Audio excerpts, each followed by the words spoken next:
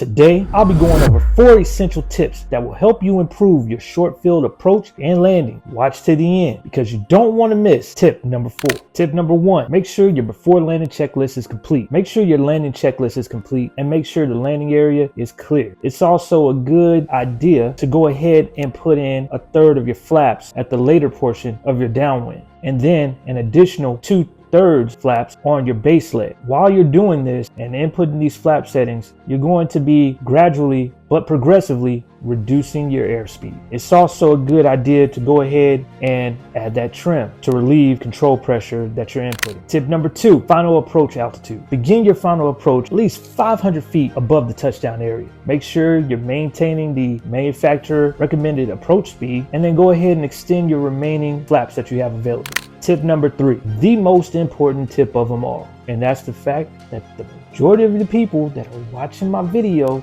are not subscribed to the channel. Subscribe to the channel. Go ahead, subscribe. Hit the subscription button. Turn on the post notifications, select all, and click the like button and boost me up in the algorithm so I can continue to bring you this content. And while you're at it, download my free ebook.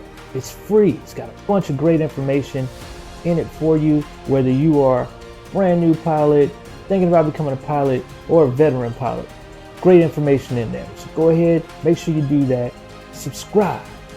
Tip number 3, the landing. It's important to keep in mind that while you're making this final approach, it's going to be steeper than what you're normally accustomed to making on a regular approach. So you're going to have full flaps. You're going to be making a steeper angle of approach to landing.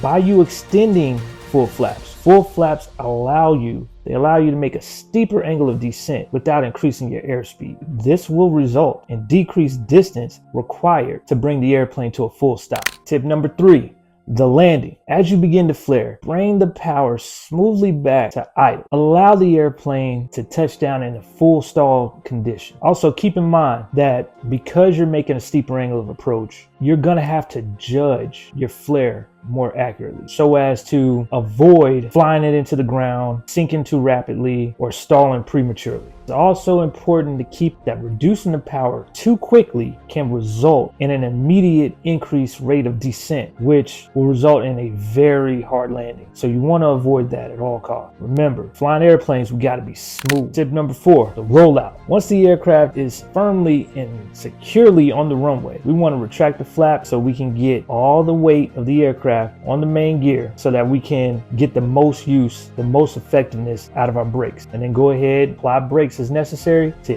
further shorten your rollout. Remember, gotta stay proficient. You gotta practice this stuff over and over and over again. Don't beat yourself up about it, because landings, being great at these short field landings, short field approaches, it takes time, it takes effort, it takes repeated practice. So make sure you click on this video right here to learn how to improve your landings even more.